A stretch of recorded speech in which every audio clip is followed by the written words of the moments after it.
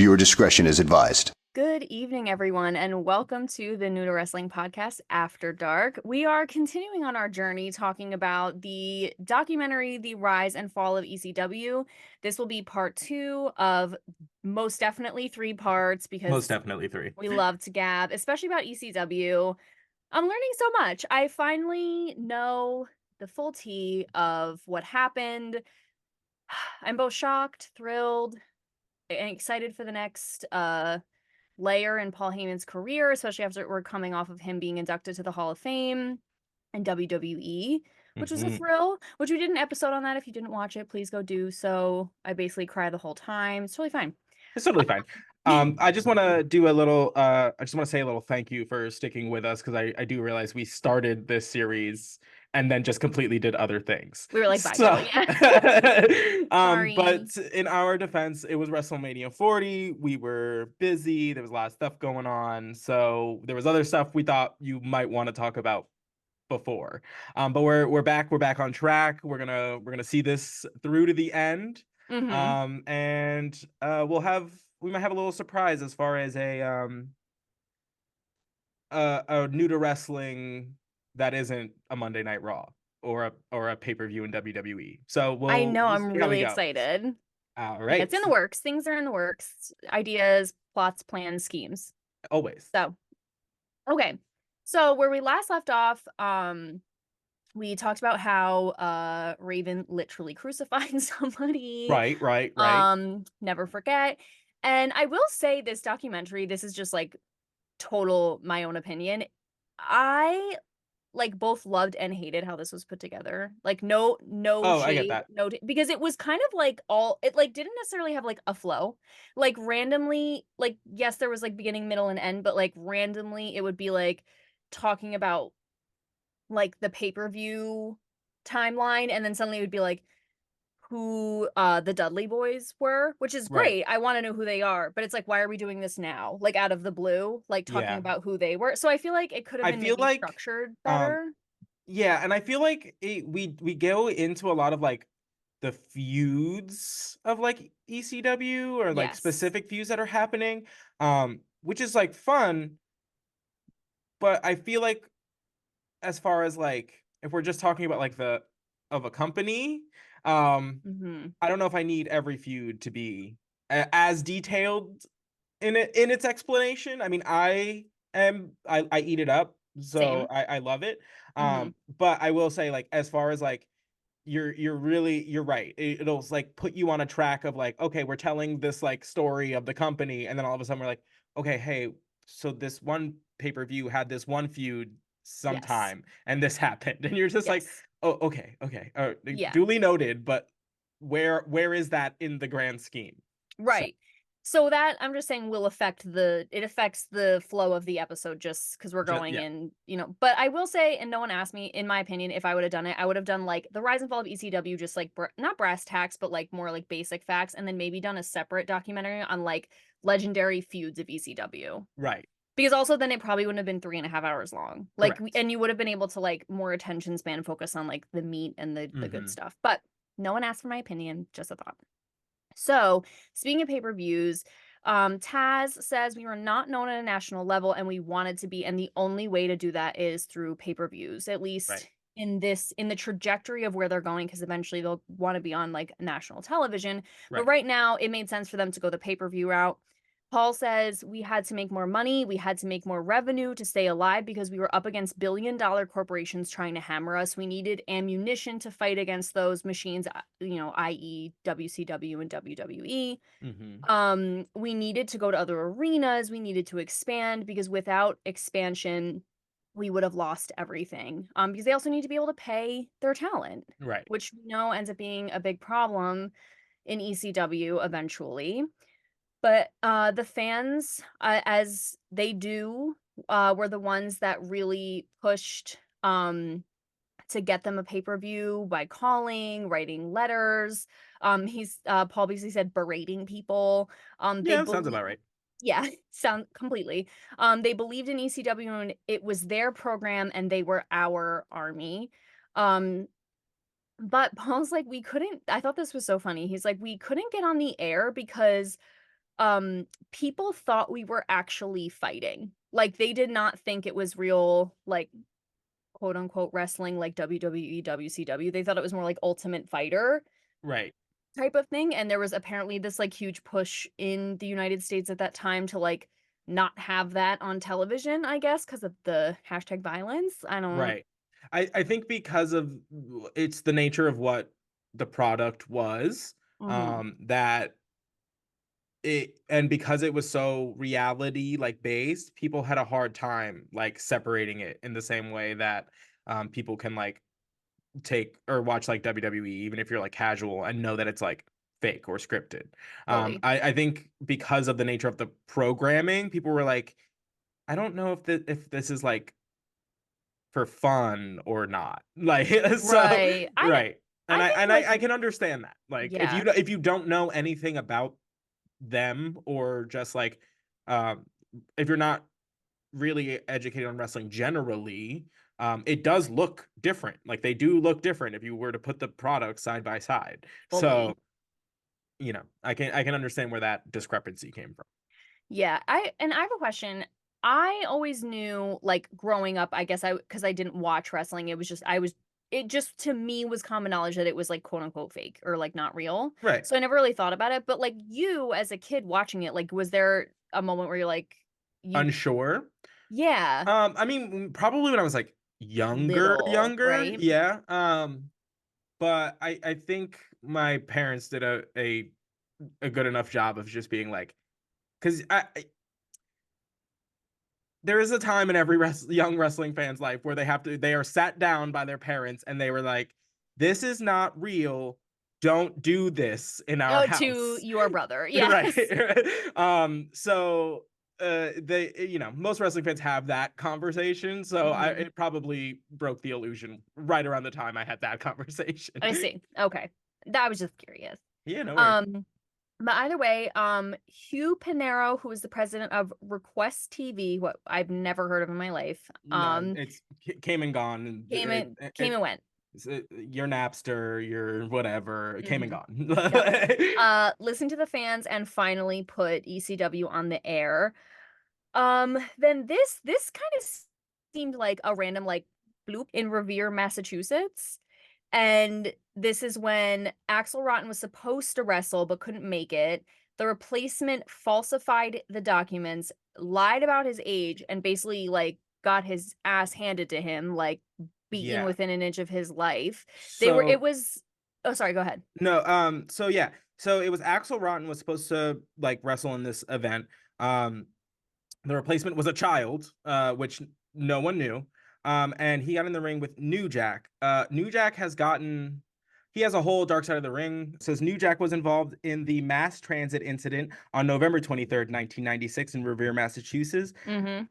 Massachusetts, the Gangstas were scheduled to face Devon Dudley and Axel Rotten. Rotten missed the show and was replaced with Eric Kulas, an untrained 17-year-old who convinced Booker Paul Heyman that he was 21 and had been trained by veteran Killer Kowalski. Uh, Kulas requested that New Jack blade him during the match, but the incision was made incorrectly, causing excessive bleeding. Kulas was hospitalized as a result, eventually receiving 50 stitches. This is the incident. New Jack was charged with aggravated assault stemming from the incident, but was acquitted because Kulas had asked New Jack to cut him. Kulas subsequently sued New Jack and ECW for damages in July 1998, but lost the case. Kulas died in May 12th, 2002, at the age of 22 due to complications from a gastric bypass surgery.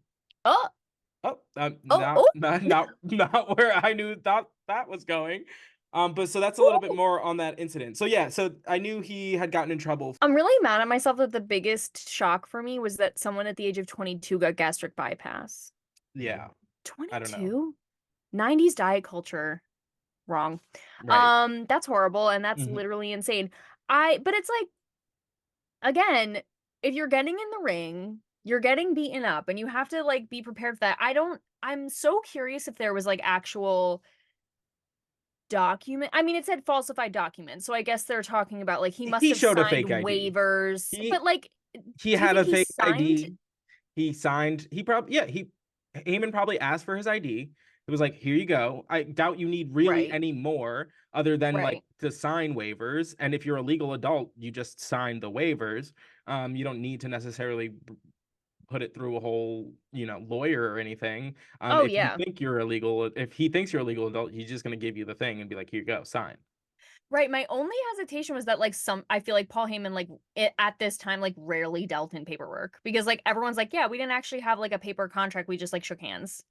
So Right. I'm like, did he? But I get it says documentation, so I'm assuming that he must have signed something Right. because like that's to me like, Crazy. yeah, woof. Well, Well, that whole incident's wild. So so crazy. But as a result of that, even though New Jack and ECW got off on all charges, Paul said, pay-per-view networks that were scared of us in the first place now wouldn't even come close to us. They canceled our pay-per-view that was scheduled for 1997 on Christmas Eve of 1996. right. Merry Christmas.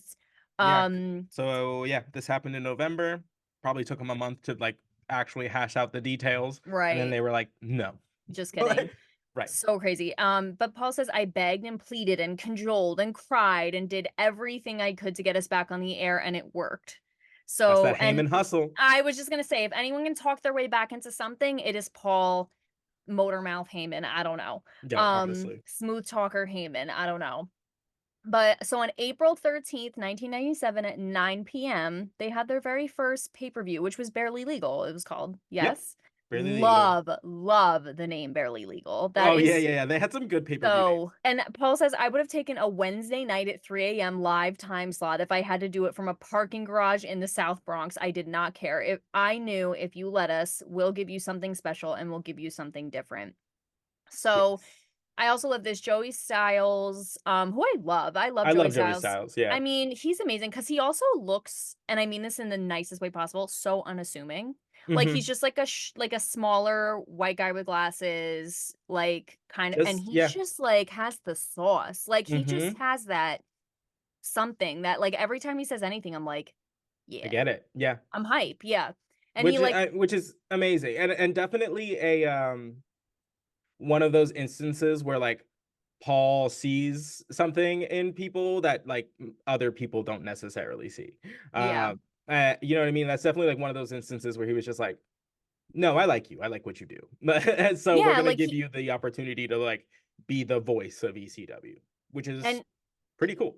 was smart. I mean, it's like Paul has like a radar or He something. Like does, I he hears swear. like whoa, whoa, whoa, whoa when he gets like closer to Closer to someone who like we know is gonna be is like like, talented. Yeah, yeah, you're like not I don't wrong. know, some like a homing beacon. But Joey Styles opens the pay-per-view with like love to the fans. Hmm. And is like, we couldn't have done this without you. The reason we're here is because of you. In like his Joey Styles way. Like he's so cool, whatever. And then he goes, and to the haters, the detractors, you're about to get outed because you're all fans anyway. You all bought a ticket. You're all watching this right now. You all have ECW merch. Your Papa like goes on this whole Hmm. thing and then he's like, and like, let's get to it. And it's so great. Amazing. Then they jump, which I was so excited to see this. They jump to the crossover episode Yes. before the pay-per-view airs. So they Hmm. like kind of like tease the pay-per-view and then they go back in time. So they jump, which we did this like not that long Yes. ago, That's which why is such a I love thrill. this part. Yeah, because it's just this is like a full circle moment for the show because we have Right. literally already, if you haven't already, you can go back and listen to them. The ECW, like the original ECW invasion in 1996. Um, you can watch those episodes, but it was cool like coming across it in like a different context. To see the Yeah. ECW kind of perspective on that. Yes, because at the time I was watching it, like watching, the Raw episode, like I'd never heard of ECW, which like I knew a little bit, but not really anything. So I literally was like complete, like removed third party Right. perspective. Like I was like, I don't even know any of these people. And now going back and thinking about it, I'm like, this is not that I didn't think it was cool in the first place. Like I thought it was amazing, but now I'm like, this is the coolest. Like they're just Right. amazing. But they do the crossover episode to promote their very first pay-per-view. And Vince says, I will say Vince, I have a lot of feelings about Vince, but the whole documentary, I felt like he was so like kind of honest and like complimentary to ECW. Right, because Uh, he knows what right, ECW did for him and his right. company. And he's Um, honest about it, which I because agree. Eric Bischoff, I wanted to stab my laptop every time he said anything. And it is that behavior is exactly why during Paul Heyman's like Hall of Fame acceptance speech 20 years later, he's still like, no, ECW is or WCW is trash, and we all know it. Which, Like, I so mean, but it's because Eric Bischoff gives he takes and gives no flowers. He none. no, Sorry. and that's his thing. That's his move. That's his power play. That's how he does business. That's how he thinks like you get ahead in business, period, point blank. And it's was really proven by the WWF's approach to ECW that there is more than one way to do business for the betterment of the wrestling business as a whole, not Right. just the betterment of your own company. Yep. Um, but yeah, I think Vince that's says Eric that at some Bischoff in point. a nutshell. Yeah, I think Vince says that at one point, like, I did it because it was good for the business, not Right. like for WWE, like specifically, but good for the business. But like, yeah, and it really, and we'll get to it like later, but I was thinking when I was watching this came out in 2004. Right. And like, so at that time, I couldn't remember when WCW went under. 2001. And they went under 2 months after ECW. And here is Eric Bischoff on this 2004 documentary, high on the hog, talking about he's better, ECW could have never competed, blah, blah, blah, blah. And it's like, you also floundered and died 2 months later. Right. Like, Um, yeah. you're I so mean, at that crazy. point, I don't know how involved Eric Bischoff was. Right, He gets that's like true. removed and comes back and then leaves again. So I don't know where Eric was in that whole process. I'm sure he No, would love to distance himself from the demise of WCW, even though he was directly a responsible. cause. The thing that's like crazy is like ECW ran out of money. Mhm, Like they just couldn't they just did not have the influx of money to keep the ship going. mhm, WCW had the keys to the kingdom and fumbled the bag. They had all of the money. They had a billionaire backing their every move, and you still fumbled the bag. that's You crazy. still only lasted 5 years. So ECW lasted longer. Started in 1993, made it all the way to 2001. They, as far as longevity goes, you lost. Like you So were not crazy. as viable a product for as long, and you're just bitter. You're just I'm bitter. so bitter. Oh god. Every time he said anything with that like little shitty grin, I was like, No, it's but the crazy thing is like it's so just like much. you he I cannot stand Eric Bischoff. I can't I either. all of his best idea were taken. They were taken from somewhere else. Yep. NWO was taken from Japan. The cruiserweights were taken from ECW. Like all of the stars that were like established in WCW were taken from WWF.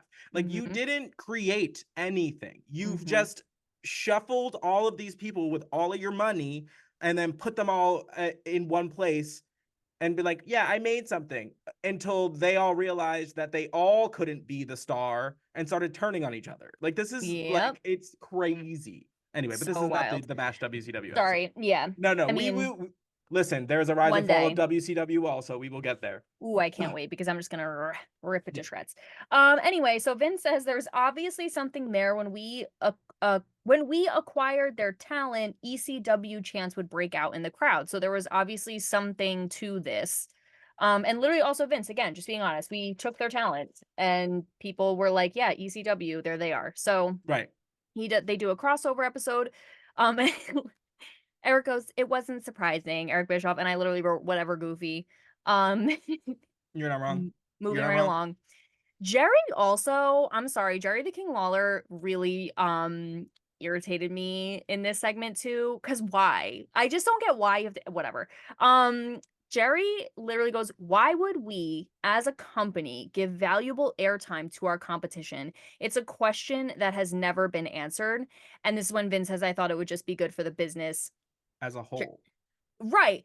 And what drives me crazy is the flip-flop behavior of Jerry in the sense that, like, he's one of those in the same vein as, like, Eric Bischoff. It's like they're not even in the same wave as on the same level, blah, blah, blah, blah, and then he's saying, like, "They're our competition." So which is it? Like, you don't Right. even think Are you about them. They're acknowledging them as competition or are you not? Like, what's the deal? yeah, and, like, you tell on yourself sometimes a little bit. Like, you're saying whatever, that's a whole other thing, but Jerry says they had an arrogance about them, like they really thought they were better than the WWE and could stand in the ring with our guys.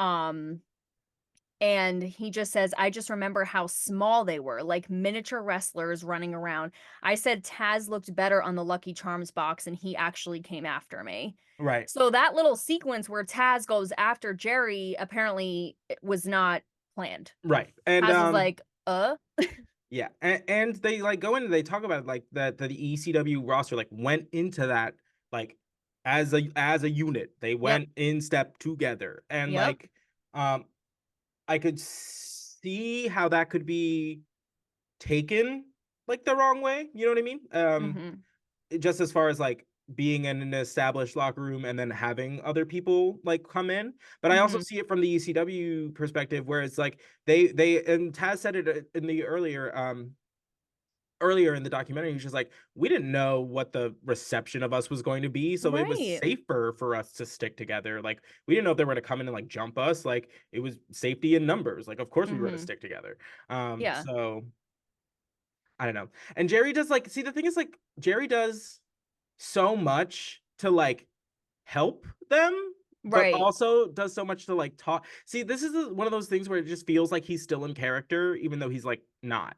Right.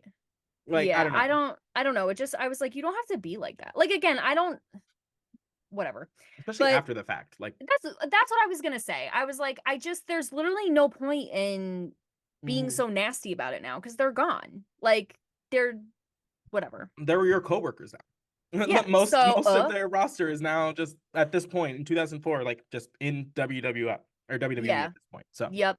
It also cracked me up speaking of that when because Bubba Ray really like has some deep cuts in terms of like he really talks like the truth about Paul Heyman, and they're still great friends. Like he was there when he got inducted to the Hall of Fame. He was yeah, one of the first person he hugged. So like Bubba I has a just very popular wrestling podcast also. So oh love that.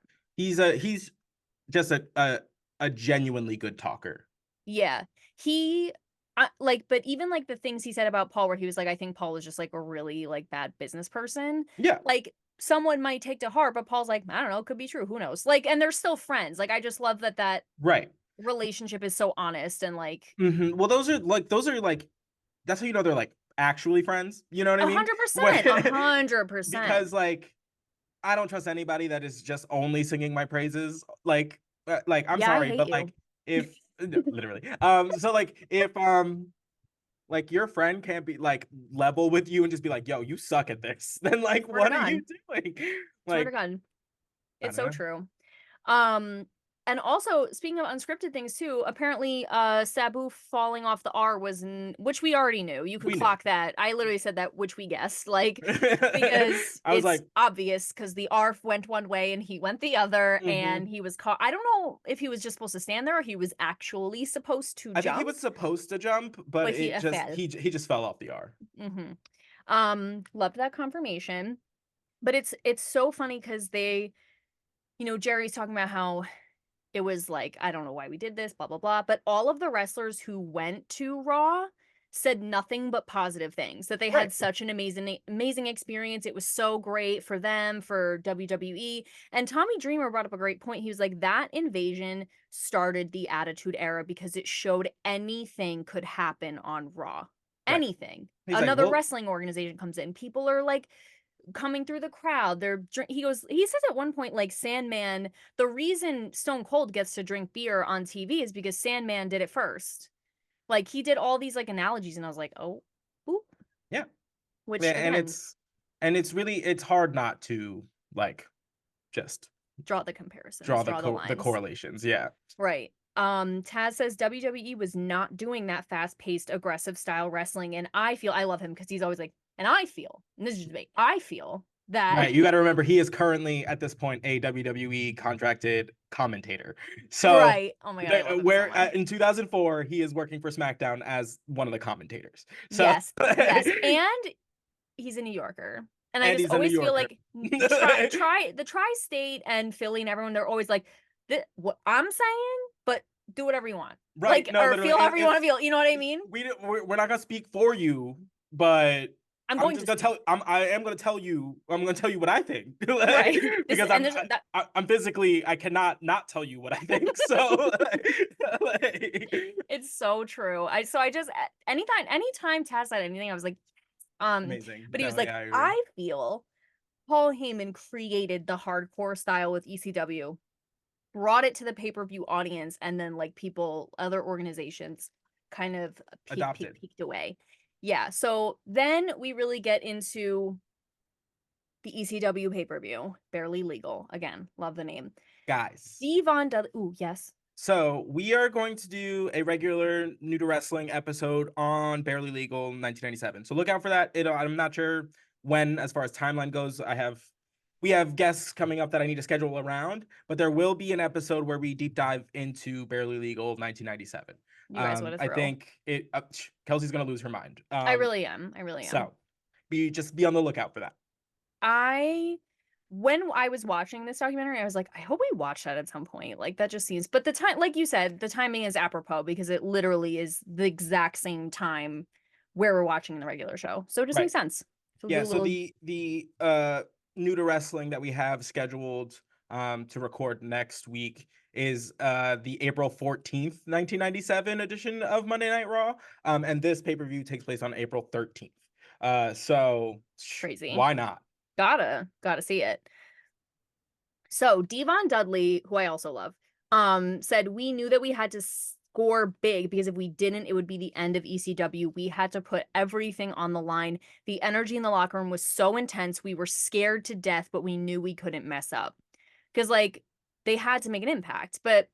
And they had like financially put everything into this pay-per-view. It was sink or swim. So crazy.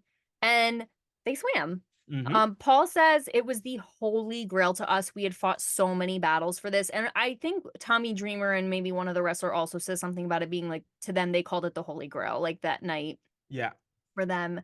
Ron Buffon says viewers' choice basically wanted to take control of the product a little bit. They wanted to put their own producer, their own director, and Paul, to his credit, stood with the people who brought him to the dance. And Paul's threatened to cancel the show. And he was like, I was going to fight for the people who stuck with me. So Joey Styles, number one, they were like, he can't do the whole pay-per-view by himself. Like, he just can't do it. And he was like, yes, he can. Yes, he can. He does it every night. What do you mean he can? Yeah, and Ron Buffon is a producer too. He's been producing ECW, so he knows what to do. Like, he just, yes. So to me, that makes sense. And the minute I get, because again, we'll get into like Paul being like a little bit, he clutches ECW a little too close to the chest and can't like delegate. Right. But also I understand, like, if you have a formula that's working, the time to try something new is not the night of your first pay-per-view. Like, correct. I wouldn't, that just seems crazy to me. So that's aces and places, baby. Like, there you go. That's what I'm saying. And it just goes like, just that is just what we know of Paul Heyman, to just be like ride or die, everybody eats. That man, just to get yourself on that platform and to be willing to risk that platform so that it can be done correctly by the people that have made the show what it is it's not an easy thing to do. Nope. To literally know that this show, like your entire company is riding on this one show, and to still be like, I have to throw my weight around to get these people the opportunity that they deserve. Which is, it's crazy. Yeah. Paul makes me want to be like not as afraid to talk to human beings. So right? I just stand my ground. So crazy. So Rob Van Dam wasn't originally supposed to be in ECW's pay-per-view, and he felt some type of way about it. He was thrown in at the last minute, and he was furious, sweetie. Like, he was Right. like, I was not happy about it. And Lance Storm is who he was fighting, and Lance Storm was like, yeah, it was, crazy because I've been like, kind of practicing with this other guy, and suddenly they throw in the Rob Van Dam at the last minute, and he didn't seem in good spirits starting off. And Right. like they showed clips of this match, and it is so crazy. Rob Van Dam is just insane, He's so and good. he's just got those big meaty thighs, and he's got that leg, and like there's something so amazing about him. But he goes, and then after I beat Lance Storm, I just got on the mic to vent my feelings because that was the freedom that ECW allowed me to have. And Right. he basically, he was like, Rob Van Dam is not second to anything. Like, I had to come out here, like, I wasn't even going to be here, but I'm not second fiddle to anyone. So Right. here I am. No, basically he was just like he's like I sold out to myself by wrestling tonight. He's like I am nobody's like second choice. And then he basically was like I came out here because beating Lance Storm means RVD is worth more money here and elsewhere. He's like I did it for me. So don't think I came out here to like just entertain you. I was like no, I was slighted. So I came out to get my piece and I'm going to do what I got to do. And you're like go off, King. Go Go off, off. King. Listen, love the honesty. I'm not mad, and he put on such a crazy show. Right. And he Love that guy, does and consistently. he do. Then they also talk about the grudge match between Taz and Sabu, Amazing. which they obviously promoted during the crossover episode by Sabu falling off the R. But I guess Taz was saying for about a whole year, Taz repeatedly called out Sabu, literally like cursing, like get the out here. He said he did everything physically and emotionally to get him to come out, but Sabu refused to face him. He called him out, cursed him out. Um, and he says, so this was like, and also like it was so crazy because I'm pretty sure like the lights go out and then the lights come on and they're just both there, like in Mm-hmm. the I would Amazing. have died. I would have died. Like Mm-hmm. I would have, it's so crazy. So, and then Taz says we made each other in that match. Like Right. it was an insane match. And they both, so Taz wins the match and Sabu lifts his hand. Like he gets up and he lifts his hand like at the end and Mm-hmm. they walk around. And I love those moments because like, do I love when the girlies fight and hate each other? Of course, love. But Yes. like I also Like respect when a wrestler's like, I've been beaten. Like, right. Well, yeah, or like when you gain a respect like through the course of a match. Like if you went yes. into Oh, it like fully. absolutely, you know what I mean? They went into it like earlier in the pay-per-view, Taz goes like, we did not like each other. Like Mm-mm. we did not like each Hated other. each other. Um, Yeah, but they could go out and put on a banger and like you gotta respect that, regardless really. of like your personal feelings. Yeah. So So awesome. And then they had, which again, I love Stevie Richards so much. I love him and I think LOL. he's so cute. But so they had a three-way dance, they called it, between Terry Funk the Sandman and Stevie Richards. And this was crazy. The winner of this match went on later in the same night Uh-huh. to fight Raven for the title, Correct. which is crazy. Like, which is crazy. So Mm-hmm. Stevie was like, I was so honored. I couldn't believe it. Like, I had this moment where I was like, what am I doing here? Because, like, Terry Funk is a legend. And Sandman is an icon in the ECW. He's like the soul of ECW. And then there's like me. Like, why am I here? And he was like, I was just so honored to be included and like be on the match. And I guess like Terry said something to him beforehand, like, hey, we're gonna have a great match. Cause Terry was like, or Stevie was like, what am I doing here? He was like, Right.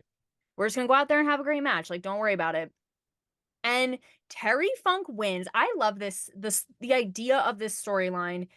Um because obviously Terry Funk is in his 50s at this point. Right.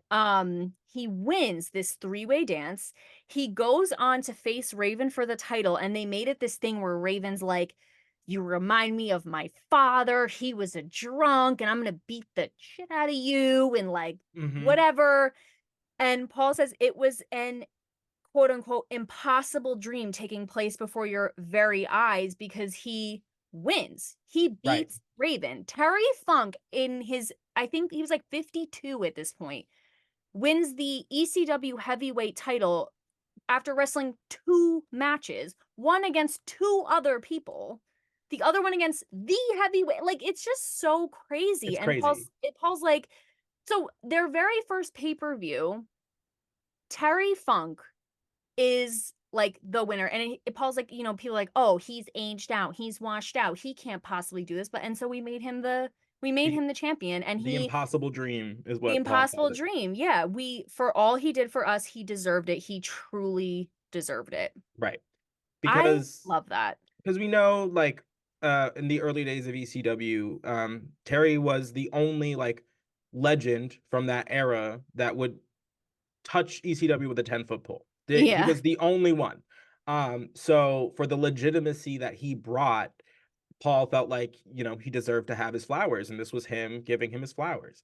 Which I love. Because it cannot be understated the legitimacy that he brought to ECW Mm-hmm. because of his background up to that point.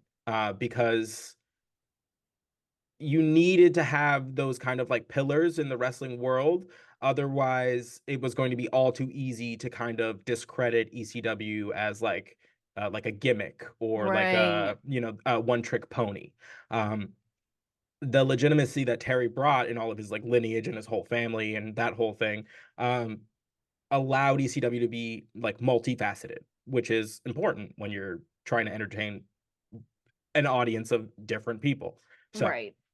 Yeah, I mean, I think this is amazing. Like, just a great storyline, especially because, you know, we're talking about like wrestlers who get like they get to a certain age, and I was like, "Okay, we're done with them now, like, it's time to retire to the commentary table," or, like, whatever, and to make him the very first, like, pay-per-view champion is so outrageous and amazing, and, like, obviously, it was felt because the crowd is going crazy. Terry Funk is, like, in the crowd, he's covered in blood, he's sweating, he's crying, like, it's this whole thing, and they say this I love, the Transformer blew literally 10 minutes after the pay-per-view ended. 10 seconds, baby. Oh, I thought it Like, was 10 minutes. no, that he goes, Tommy Dreamer literally goes, if we were on air for 3 more seconds, we would have lost the feed. Maybe I just blacked out because I was like, "There's no possible way 10 seconds." That's crazy. Yeah. They literally were like, "I'm sorry, but they were literally like Beyonce at the Super Bowl. Like after she finished her halftime show, the power went out and they couldn't restart the game because the Right. football stadium itself was like, no, that's plenty. We've seen That's enough. enough. Yeah, I don't that need to see the rest of the sport ball. I'm good." absolutely. No, literally. Yeah, Which is crazy. They said like the building just couldn't handle all of the power that they were using to put on the show. it's so funny. Which I is just love crazy. them. Again, it's like I just picture like an old like generator in the back that like someone has to like whack with a tool every once in a while Mm-hmm. to get it to go. Like I that's just what I envision. Right. Um but everyone's saying like the fans reacted as if their home team had won the World Series, like feral, Mm-hmm. freaking Mm-hmm. out. Everyone was so emotional. Stevie Richards like I kept crying. Paul said we all cried because we had worked so hard to get there. Right. Now, then they get into Raven decides to leave ECW. And I guess he asked Tommy Dreamer if he wanted to go because I guess he went to WCW. He does, yes. Yes, and he called Tommy and asked him if he wanted to come, like as if they were gonna like la la hold hands and skip and go there.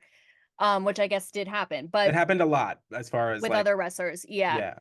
And it's funny because Tommy's like, and Raven was like upset because he thought I told Paul that he had called me, and I literally have never told anyone until this moment right now that's happening. I've never Right. told anyone that Raven tried to call me and convince me to go with him to Right. WCW, which is crazy. Mhm, right. I love him so much. He's because also again he has that like just almost like deadpan where he's like, I've never told anyone that until right now, this Yeah. moment, now o'clock. It's so Mhm. great. Um, but Paul said it was not only a creative disappointment, it was also a business disappointment. But that night, this is wild. That night is the very first night we talked about this in the last episode because the thing about Tommy Dreamer is that he never beat Raven. Something always happened. He always got so close. So on Raven's last night wrestling, they have Tommy Dreamer beat Raven. Mhm. Crowd screaming, freaking out. Everyone's like so happy, whatever. Lights go out. Lights come back on, and there's Jerry Lawler in the ring. Mhm. Why? I literally was so shocked. I had to pause it and be like, Because it's the continuation of them I coming to Raw. I know, but I just was not expecting that, especially because of all of the smack he talks about ECW, and then here he is. But it was literally so he could get like his licks in. This was crazy. So also, Jim Cornette was there. Jim Yeah. Cornette appears at some point. But he beats the crap out of Tommy Dreamer, which, first of all, I just want to say Jerry Lawler on WWE couldn't beat a like inflatable doll laying stationary. Like Yes, at this point, yes. Yeah. he's horrid at wrestling at this point in his career when we're watching. Yeah, well, at this in 1997, he's basically only being pulled out like As a joke. to like enhance somebody else or like as like a quick like whatever. He lasted all of 3 seconds in like the Royal Rumble, if we remember that. It was great. And he literally was like so confused. He was like, did I even do my turn yet? I don't even know. And we're like, no, Right. you did. It just lasted 3 seconds. Right. But So so he beats the crap out of Tommy Dreamer with a cane. He hits Tommy Dreamer so hard in the testicles that Tommy Dreamer, as it literally passes out from the agony. He goes, I was awakened to Jim Cornette hitting me with the tennis racket on my back. Like hit with a racket is what woke me up. He had to go to the hospital. And because they thought his testicles were going to rupture. Right. And they had to drain them. Drain them. But if in case anyone was concerned, I did look at them because I was like, did he ever have kids? He did. So I'm just letting you know in case anyone was afraid. Like I was making a full recovery. But what's so crazy is that in real life, Tommy married Trisha Hayes, better known as Beulah McGillicuddy. I did not know that. Yes. So they get married and they have twin girls together. I think their names are like Brittany and something. But they have twin girls together, and guess what? They're still married to this day. Are they really? I love that. They were married in like 2002 or something. Oh, Still I love married that. to this day. Love that. But Jerry the King, or yes. So Tommy Dreamer is like Jerry the King Lawler coming to ECW was so it made the fans so angry. It was like when Eric Bischoff went to WWE, which I have not yet seen, and you won't until like will. 2002. Yeah. Okay. 2003. But it was like they were like, how dare Jerry show his face at an ECW match? So the fans are like enraged. It was so crazy. But Tommy says like Jerry went on to like apologize later because Jerry says like he's like I just left immediately because the fans were so outraged. I was like legitimately scared for my life. Like I was legit afraid I was going to get mauled by the fans. So I just like skirt like left immediately. But then in the same breath goes on to say, but I still think ECW stands for extremely crappy wrestling. Right. Why even say that? Like I don't know why that just made me so mad. Like watching it, I was like, what did you gain from saying that? Like that just made me you're saying you're afraid for your life because the fans are so feral and like they obviously care so much about this organization. And then you're like, yeah, well, whatever. I still think it stands for extremely crappy wrestling, whatever. Right. And you're like, okay. Like, okay. Thanks, like, Jerry. Whatever. And I guess like on the show, he said Jerry says, this bingo hall might as well be built out of toilet paper because it's filled with nothing but shit. Yeah. What a guy. What a guy. But, what a bold move to say to the Philadelphia audience. Like, that is crazy. That is so crazy. So people were outraged. Now it randomly jumps into, and you know this got me, it was like suddenly they're playing like CSI investigator music, and Tommy Dreamer says that there was potentially a mole at ECW. And I'm like, this what? Like, this just became a mystery, a spy now mystery. There's espionage. Espionage. I'm like, what? I was like, all right, I mean, I'm in. Right. No, literally, I was like, ooh, this is a twist she's gonna eat up. Like, continue. And guess what I did? I'm full. But so Paul, as we know, had kept Todd Gordon on as a kind of figurehead when he took over ECW. And Taz says, and he's like, and I don't know if this is true, no disrespect to Todd Gordon. I love he anyway. me too. He might have been the mole. And based on the information that we know kind of sounds like he was. Right. But he said he was maybe helping WCW get ECW talent. Tommy's like, everyone was paranoid, and Paul was just paranoid as a natural state of being. But then Right. everyone was really paranoid because people were just getting, like we said, like traded like Pokemon cards out of the blue. Right. Like people are, and you don't know what's happening. It's very confusing. Like it was just a weird time.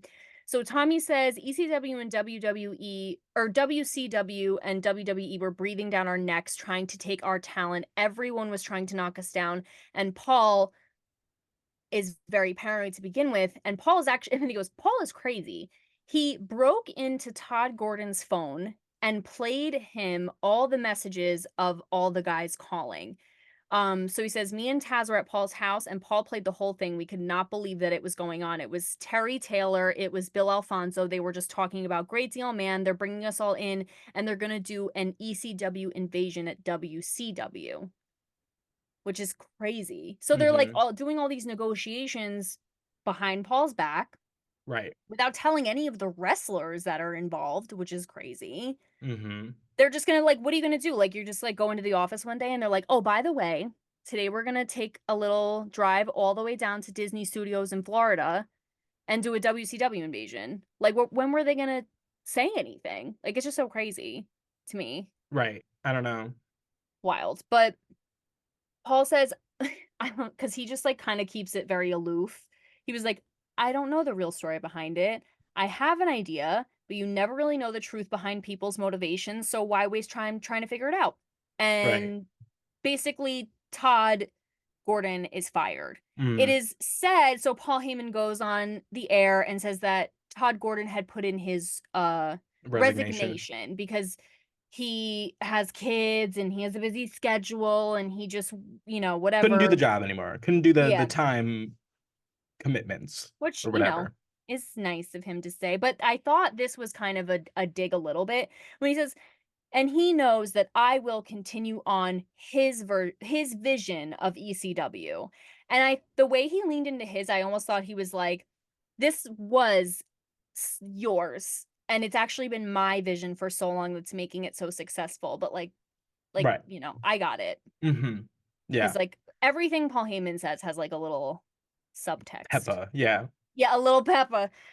So Fonzie, because he was also on the calls, was also going to get fired, but he has an amazing match with Beulah and it saves his job.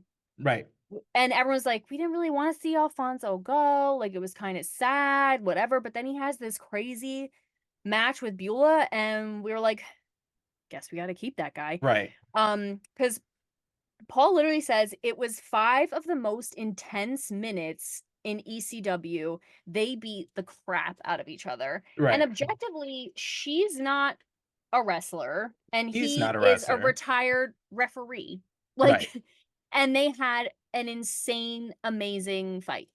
Right. Paul's like, if you were to ask me, like, name 5 of like the hardest hitting moments of ECW, he's like, that's up there.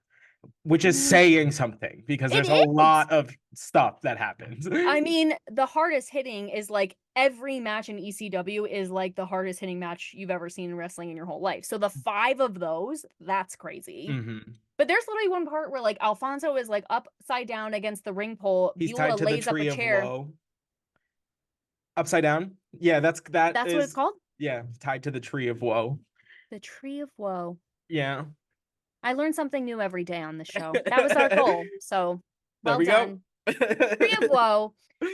So Fonzie's tied up in the tree of woe, and Beulah lays the chair up against his head. Then she runs and like drop kicks him. Drop kicks the chair. Yeah. Right in the face. Beulah, Miss Beulah. And then I was watching this and I was like, that's Tommy Dreamer's wife. That is Tommy Dreamer's wife. They have two daughters. And I just love to see it. Absolutely bonkers. I will say like that like drop kick move. RVD does one. He calls it the Van Daminator. He jumps from the top rope. So the person will be in the corner on the floor, in one of the corners. He'll climb the corner that is what is the Opposite. closest opposite, but not like opposite like diagonally, opposite like Oh, like a that way. cross, sort of. Okay, And okay, okay. he'll jump off the top rope, like as he's midair, place the chair underneath his 2 feet, and No, then drop kick them in the face. So no, that so that the chair is just no, it's face chair Rob Van Dam's feet. It's amazing. It's truly no. spectacular. He calls it the Van Daminator. It's amazing. Wow. Well, I love the name of that, and also that is literally crazy. It's like he's surfing or doing, you know what I mean? Because Right. he puts the chair under and he Mm-hmm. flies. He's like skateboarding. Yes. Also, I will say Rob Van Dam he can jump so far. It's wild. There's like one clip at one point he like jumps off the ring and like does a flip like into like the fourth row of like the Yeah. audience. Like he is His crazy. legs are ridiculously strong. Like Well, you can tell. he's just a freak athlete. And Yeah. mind you, he's just stoned this entire time. So that's I like know. Even in his that's interview, he was like this. and you get it. And you get it. I do. And this is a whole other topic for a whole other maybe never, but I like it is always mind-blowing to me people who can function that well, like Right. that high. Cause like or that stoned. Like doing a match and you're that I can barely tie my shoes. Like Right. wild. Anyway, whole other thing. So in this time, so Todd Gordon is gone, and even though he was just a figurehead, it was like a little bit of a tumultuous time for them. They were like nervous. The wrestlers were feeling uneasy, and I believe it's Leif Cassidy or Al Snow who says Paul Heyman took everyone in the palm of his hand with those speeches and marched everybody right through the valley of the shadow of darkness and right through hell and back, and we went merrily along with him and didn't miss a beat. Bubba Ray Dudley starts handling the everyday running of all the things going on outside of the ring and apparently like embraces the opportunity. I guess like he was out to eat with Paul and other wrestlers and they were trying to figure out what they were going to do. And Bubba Ray, I guess, has a background in business or something and is like, I'll do it. Like I can figure it out. And he starts handling so many things. And this is kind of when we get into like all the other duties that the wrestlers had. So like Taz has a lot of us had other duties besides just being wrestlers. He designed all the logos and the merchandise. Yeah, I love that. I love that little fun fact. That because he's just such a big man, and then he's also like Little charming. arty, little I artsy know, fartsy. like I love it. And he came up like they showed like some of his stuff, and it was so amazing. Like Right. it was so great. And he goes, I don't have an art background. I just kind of had like a knack for doing it and just did it. And Paul just let me do it, and Yeah, it all worked that was out. the end. Yeah. And he's like, merch was like a big deal. He's like, it was like, you still see, like, I'm telling you, you walk around Philadelphia, you still see those t-shirts. It's not like they just came and went. Like these people are ride or dies. So Yeah. like it's pretty cool that like you can still see his handiwork just floating around. And I, out of curiosity, looked last night about like just out of curiosity what shirts are available. And like there's a lot of reprints, obviously, of old designs that you can get, you know, for nothing. And then on eBay for like an authentic like 90s ECW shirts, like $500 Yeah, or like I believe that. $350. Like it's crazy. Like, and they'll be like worn 8 times. Like they're so Right. specific about like what it is. So really, really cool.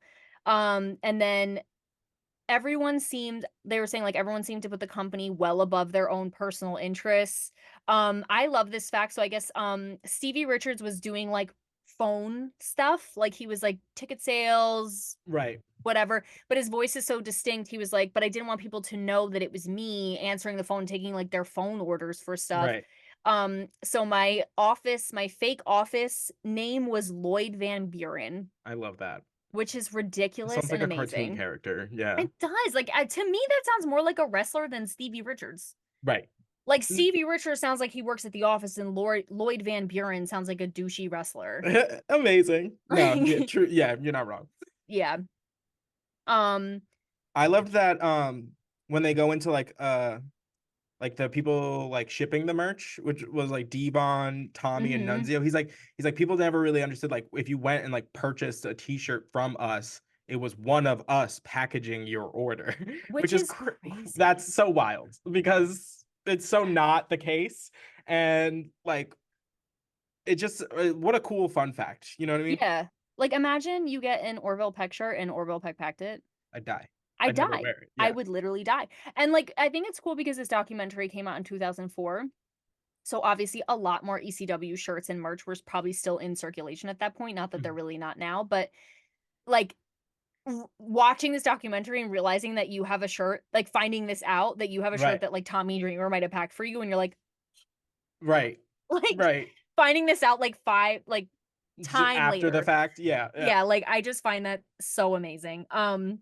But Taz also ran the ECW School of Pro Wrestling, and it was just called the House of Hardcore. Yeah. This is wild. He said, "I'm not trying to like be over dramatic, but there were probably like hundreds of applicants and only 3 or 4 people graduated."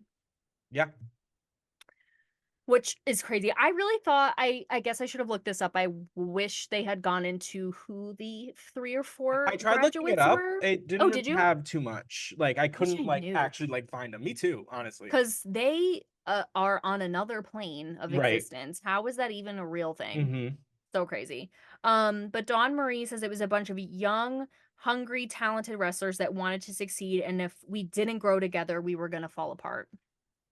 Um, and yeah, Devon Dudley says it was like family. We were also happy to be working. We wanted each other to succeed. We trusted the direction it was going in, and every night was like WrestleMania to us, Right. which is so Every cute. night was the show of shows. Like Yeah. Um, no, Bubba Ray says Paul was taken. Um, oh, sorry. I can't read my handwriting. what is this about Paul being such a good speaker that he was like brainwashing He was people? a talker. It looks like a taken, but it's okay. Sorry. Bubba Ray says Paul was a talker. He always made it seem like amazing things were going to happen, and they always did. But he was also a guy that could always make it seem like the grass was greener. And this is when Al Snow said it was like a cult. Like people would do anything for Paul, like anything. And Bubba Ray is like, he brainwashed a lot of guys, but he did what he had to do to get his wrestlers to perform at the level they needed to perform at. So, like, Spike Dudley says, Paul left it up to us to develop our characters and our storyline. Right. So, like, you just kind of had like complete freedom. And Taz says Paul would set up his desk smack in the middle of whatever locker room they were at. So he was always accessible to everyone on the roster for ideas, for conversation. He was just always in the middle of everything, Right. like just Like like a spider, like in the he's web. he's Queen Bee, baby. He He really is is. Queen Bee, and they all bring the honey to him, girl. Like Literally. I That's can't. it. And I love Um, I love that. Like I love an accessible boss. I really do. I was same. like, what ahead of his time business practice. Like, not gonna lie, because Yeah. today we know that that is just good leadership, like Hmm. being accessible to your team. Back Yep. then, like Being aloof was nobody like was the doing that. thing. Right, Yeah. Like mystery, like it's just like coming from the top, but we don't really know who the top right. is. Like a lot of Like that. So lots of crazy. company memos. Yeah, but in the vein of like Spike is saying they really just let people do their own characters. Al Snow says he could take a person and he could make the most out of their positives and camouflage their negatives to where you could not see them. And this is when we get into Al Snow having a psychotic break and this head, this Right. head. Let's talk about the styrofoam head. This was such an angle I would never in my wildest dreams imagine that this would work. So yeah, so Al Snow shows up in ECW right after he is let go from the WWF as Leaf Cassidy. Yeah. Early days of Al in ECW actually shows up in the Leaf Cassidy like gear. The gear. So the premise was like he was like losing his mind. Is the character like he was slowly but surely like going nuts.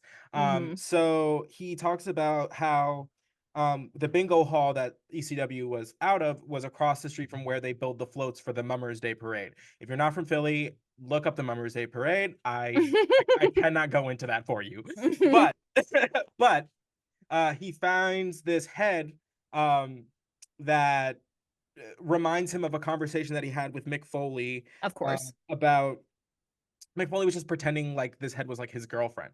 Of So course. apparently Chris Candido, who was in ECW at this time, we know him in New to Wrestling as part of the Body Donnas. Yep. Lobbies for Al Snow to do this promo where he's basically just talking to the head as if the head had let slip that he was injured and not allowed to wrestle. So he's basically just like, I'm like going like crazy and people aren't like really getting it. So I'll just talk to this thing as like a just kind of I don't know. It's one of those things where you have to play to the back of the room. Where it's like if it's not reading because they're 8,000 feet away from you, like it's a little hard to be like, is this guy crazy? But the guy literally holding up like this head a la Hamlet and like having a conversation like is just weird and jarring and for some reason worked. Like, Just absolutely worked. And like if there's somebody like in the wrestling business, sometimes you just get given a gift and you need to run. Like that is you just need to ride your it. lot and you need to ride it. And no one is a better example of that than Al Snow. I mean, he literally says, due to the grace of God and a plastic head, I am here today. If I hadn't found that head and if I hadn't had the opportunity that Paul Heyman and ECW had given me, I really don't know where my career would have ended up. And I honestly don't. And I owe Paul to no end an amount of thanks and ECW and those fans. And it's true. It's like, if this gimmick is landing, I'm riding it straight to hell, girl. Like we are taking it to the moon. And he goes back to the WWE as Al Snow. No. Like, not as Leif Cassidy. You're kidding. Like, yeah, later on, like after ECW gets wrapped up, so funny. His career continues because of this gimmick. He gets to go do that over there, which is incredible. So I think that is so funny, and I'm so glad he just like embraced it, because like I feel like a lot of other people would have been like, seriously, now this like me pretending this styrofoam head is my girlfriend is my thing, that's the thing, like that, like I'm sure other people would be like too quote unquote big for that, like or above that, and he was just like, whatever, like let's just do it. And Paul was like, he ran with that thing, man. He went with it all the way. And there's this match where, so basically, Paul says, I wanted to do a rave party effect with one of our characters. I think it's hysterical and also brilliant that he chose this one. But he goes, I found some styrofoam head distributors, because those are things. And we spent a fortune buying styrofoam heads. And I had two friends of mine who would drive U-Haul trucks to all the events with thousands of styrofoam heads, and they would hand them out before Al Snow went on stage, and then they would strobe the lights. So then it's all these heads like going crazy, and they strobe the lights and whatever. And then there's this match, and it happened to be in Asbury Park, by the way, at Convention Hall. Love. Where this is in 1998, where everyone in the crowd, I guess like Al Snow wins a match, and they all throw their styrofoam heads into the ring. And Al Snow, he goes, not to be like, no punny about it. Yeah, no pun intended, but it looked like I was just rolling around in snow, and it's just a bunch of white styrofoam heads. Yeah. I think that is so amazing and hysterical. It's ridiculous. It's brilliant, so and that ridiculous. Like it really shows like if you are just like committed to the bit, like you can get anything. You can get anything over. If you are like good enough and you commit hard enough, like if you're committed to the bit will commit to you. That's what I'm saying. To the moon, baby. To the moon. The moon, the stars, all the way beyond. Like I love it. So then we jump to Tommy Dreamer talking about, we were surviving on syndication, we were surviving on word of mouth, and we were surviving off the internet. They had internet conventions called CyberSlam where fans would do Q&A with wrestlers, live internet feeds of the matches. And it was very ahead of its time, like doing live streaming. Live streaming in the 90s, in like the late 90s. Like I feel like live streaming is more a thing like today. Now 30 years later, like I mean reaching like a pinnacle, like so for it to be a thing then, that's crazy, and like it shows just like the foresight of Paul Heyman on like so many fronts, that it's not just like he calls ECW like the Nirvana of wrestling, like come in, like shake it up. It coincides with the internet like really becoming like a household thing in the late 90s. That's when like the price of computers goes down and is now something that everybody can buy. In Uh, their house. Yeah. everybody just like ends up having one in their home. So like be to have the foresight to be like, no, that's where the world's going. We have to get on there. Is like it's amazing. It's amazing because like It's really crazy. and and I'm sure he didn't even know because how could you just like what the internet was going to do for society as a whole. Like how No, crazy, like how it's crazy. so wild. I mean, and objectively, like the internet, what a crazy thing. I remember being young, not to like age ourselves, but like I remember being young and my mom, who works on like 3 different computers now, was like so nervous about she thought YouTube was like a scam site. And Right. like we weren't allowed to go on YouTube because it was like a Mm-hmm. thing. Or like she was so nervous about like websites we went on because she Mm-hmm. didn't understand like what the internet was all about. Right. And like now that's her job is like working at home like on the internet. It's just so Mm-hmm. wild. But so to have that foresight when people were of that generation were so suspicious, like Right. just fascinating. But this is interesting because all of the wrestlers of ECW are talking about how they were just like smoking WCW. They were like, we could have competed with WCW. We were fully in the number 2 spot under WWE. And then here comes Eric Bischoff with his little two His two cents cents. nobody asked for. Which I guess somebody did because he's in the documentary. Someone obviously asked him to be there. But he said, I have no idea how they could possibly think that. Like, they didn't even come close to us. Like, it's like the way he is so condescending. And Yeah. again, I'm not going to start ripping into him again, but it's just like, he's like, they didn't have the audience wasn't even close, the setup. I mean, we were He's like like any in way you like look at it, like it the wasn't it. And you're just stats. like, okay. Okay. But I just like I don't know again and we've talked about this a million times so I'll just mention it briefly. It's like you have all of this money and they have no money and they're still competing with you on a very serious level and that should like mean something. Like Be that of means concern something. to you. Like, Yes. and not for nothing, but like they're clearly doing something right if you're looking at them and being like, I Hmm. want that. I'll And take that taking one. things from it. It's so true. It's like if you don't care about me, why Mhm. are you taking things from me? And then right after Bischoff, they cut to Jericho and they go like everybody like wanted to act like they were like holier than thou as far as like ECW, like they weren't paying attention. But he's like, Mhm. everybody had their eyes on ECW. Everybody knew what they were doing. They knew like of the company. They knew that they were changing the game. Everybody had their eyes on them because it's like at this point it's the equivalent of like if you want to get rich like follow Nancy Pelosi's like stocks. It's like Mhm. you want to know what's going on with wrestling, watch ECW because Yep. that's the direction of wrestling and like everyone was paying attention to it. Like Yep. I mean uh, that they had their fingers on the pulse. They were the trendsetters. right. It was like when it's almost like when a small like fashion brand does like some type of like different kind of garment and then suddenly all like the major fashion houses are doing that garment. Right. It's like, Correct. Mhm. we get the ideas from the little creative, not little, but like the smaller scale creatives and Right. then we like maximize it on like a bigger scale. Right. But yeah, even Paul, like this cracks me because Paul just always is like just smiling. He's just like, to this day, Eric Bischoff actually believes he created some of the ideas that were really created in a little bingo hall in Philly. Yeah. Like he is that delusional that he believes that. Right. And Vince at least, like I said, admits it. He's like, yeah, I mean, they obviously had something special, but then he also says, but I was never like they were never a threat to me. The Right. only time he admits like he was like nervous was when they get on national television. Right. Yeah, that's like if they had just whatever. Um, but Paul says like the Attitude Era came from ECW Revolution, and no one will ever be able to deny that. It's just the truth.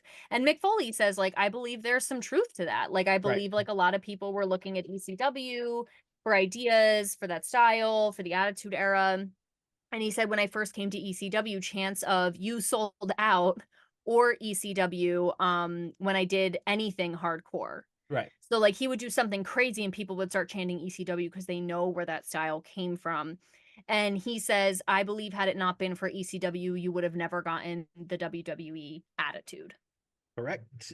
I And then agree.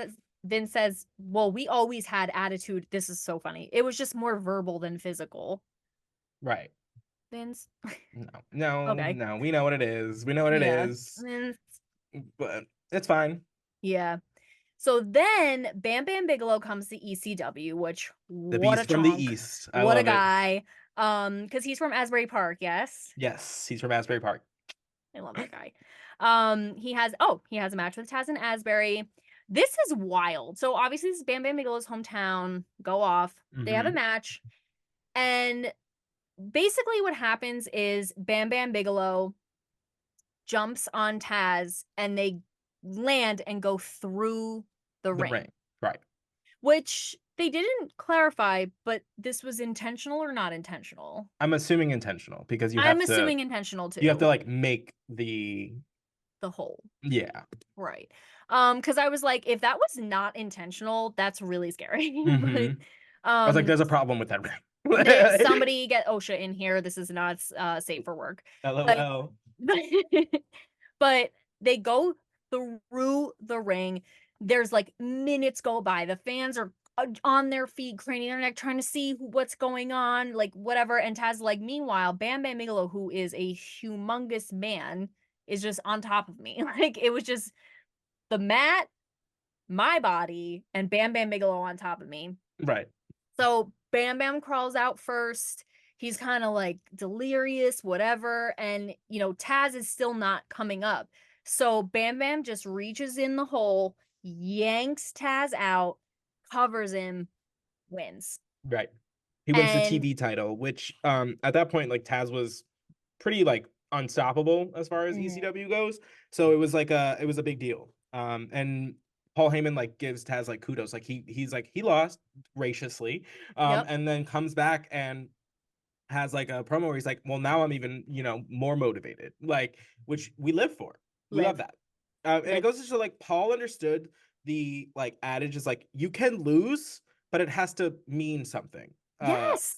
You can't just like lose all of the time for the sake of just like bettering other people or whatever without losing your own stock. Whereas like if Taz lost, which he doesn't normally do, but he gets to come back and be like, oh, well, now I'm coming after you harder, faster, like better, stronger. Like, you know what I mean?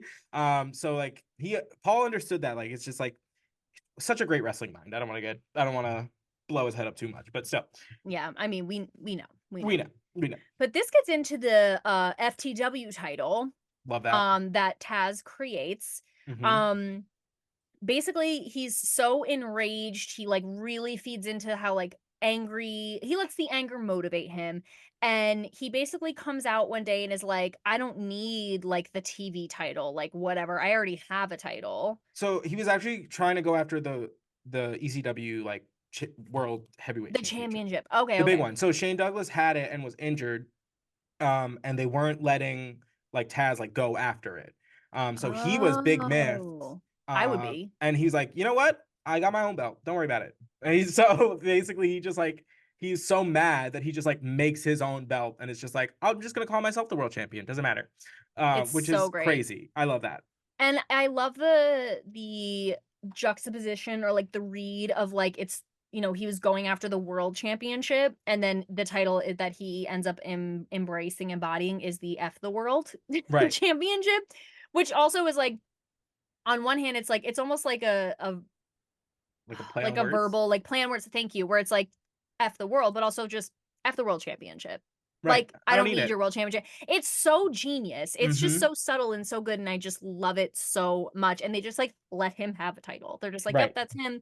And I love it. I love that title, first of all, is still around. It's still around and is being like it is held by his son Hook, and is being contested like today in AEW. Like it's still not a like sanctioned title. It is still just like a rogue championship that belongs to the Taz family, but like it's on TV. It's they have title matches for it. Like I love it. By all means, it's still very much a relevant title.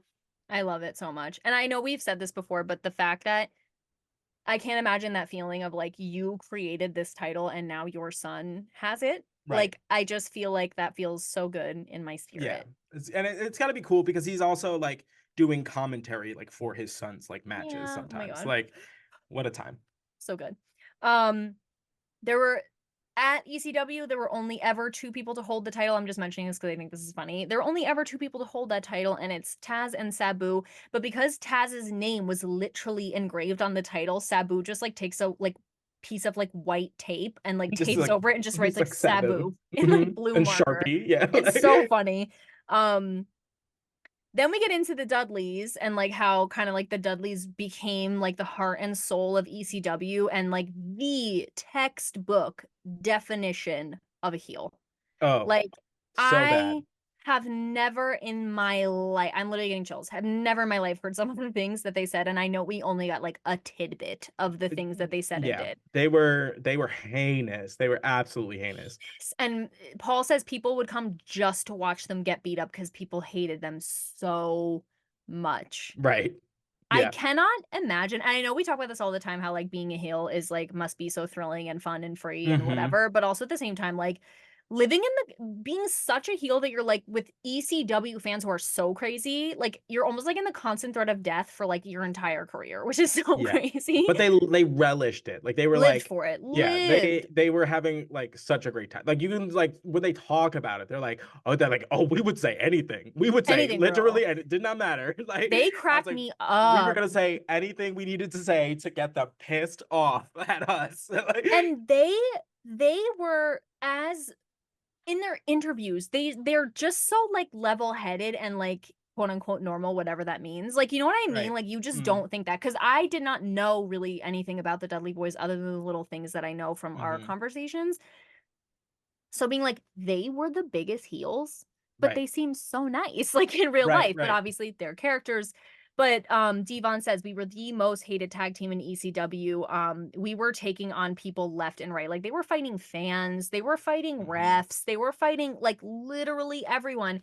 And their iconic move becomes the flaming table, Yeah. which is so crazy. So for Mm-hmm. those of you who are like me, hashtag new to wrestling, they basically obviously we know ECW loves to use a table. They broke I more tables than anyone I've ever seen in my whole life. Specifically the Dudleys, yes. Specifically the Dudleys. And basically what they would do is they'd say who was it? Say, Bubba, get the tables. Mhm. Devon So get the tables. Devon, get the tables. I was like, Mhm. it's gotta be one of them. But Devon, get the tables. And so you get the table. Sometimes there'd be thumbtacks on it. Sometimes there'd be barbed wire on it. You never Mhm. know. But what you did know is that they were going to light it to flame and then smash you into it. And Yeah, usually with the 3D, which is the Dudley Death Drop, is their finisher, which is like Bubba picks them up and does like a flapjack. And while Devon on the other end does the cutter part of the move. I will say anytime they did it in these clips, it was the cleanest. First of all, the Dudleys are go on to be, I think, the most decorated tag team in wrestling history. They have Mm. won more world tag team champions in more promotions than anybody. They were the ECW tag team champions. They were a one-time WCW tag team champion when they were all in one place. Mm-hmm. I think they were like an 8-time like WWE tag team champions. They were Oh tag team my champions God. in Impact. Um, Bubba Ray had a good singles run in TNA where he was the world champion at one point. They are just like as far as like tag team goes, they are like in the upper echelon of like people that have like achieved the most in wrestling. So I like, love that. and it's a testament to like how good they were even back then. I mean, it felt like, and again, I only saw like little clips from the documentary, but it literally felt like they were just so in tune. It was like a sixth sense. Like when one moves, like you just know what they're gonna Mm-hmm. do. Like it was so seamless. Like they just knew each other so well, and like it Mm-hmm. just so crazy. Mm-hmm. Mm-hmm. But they were like, we incited riots. We stirred people up so badly. They get into some of the things they say to the crowd. One I am not going to say because I definitely don't want to say, but like That's fair. they use a slur against someone in the front row who's wearing a Hawaiian shirt that didn't need to be said, but you know, whatever Right. they literally Bubba Ray at one point goes, we were disgusting. Right. Disgusting. But It literally at one point he goes, "Oh, look over here. We got a mom who taught her daughter how to suck." Yeah, I believe it. They said horrible things night in, night out. I literally was like, "Whoo!" And like objectively hilarious. Sorry. hilarious. So I'm funny. sorry. I'm sorry. I know it's bad. I know it's 2024 and we shouldn't, but it's so funny. I can't. It's so funny. It's so funny. I was like spit take full on. I was dead because who says that off the rip? And then I thought maybe it was just a woman standing there, but then they go to the crowd and it's legit a mother and daughter standing there, and the daughter was maybe like 12, and he said like the mom and daughter. It's so heinous. They're horrible. Oh my god. And then anything. They'd say anything because then they go into the crowd.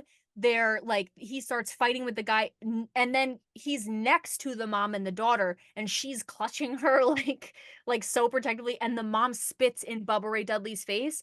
He spits back in her face. Yeah. I was aghast. I was flat. I was shook. Yeah. They did not care. Out of breath. Yeah. He said, no, he said, "Oh, you want to spit in my face? Right. I got you, bitch." Amazing. Just truly spectacular. Like that is so wild. So out of pocket. So out of pocket. Oh my god. And on that note, that is going to be the end of part 2. That is the end of part we're gonna leave you with a lot of things to think about.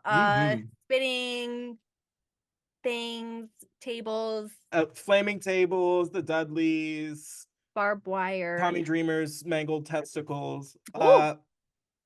Yeah, truly. and then truly thrilling. And then next week we'll get into part 3, which is when we start to actually, unfortunately, talk about the fall of ECW, which is really heartbreaking because it just there's so many things that you have to wonder if like, oh, if this had happened, if this had been a little different, if this had happened literally like a day later or like earlier. Just remember what Paul said in his Hall of Fame speech, though. If you think the spirit of ECW died in 2001, you know what you can do. I love that. And on that thrilling note, anything else? No, be on the lookout for the Barely Legal episode whenever we put that out. So you'll see it coming, don't worry. And yeah, just stay tuned for the next New to Wrestling. Yeah, we will see you there. Bye. Bye.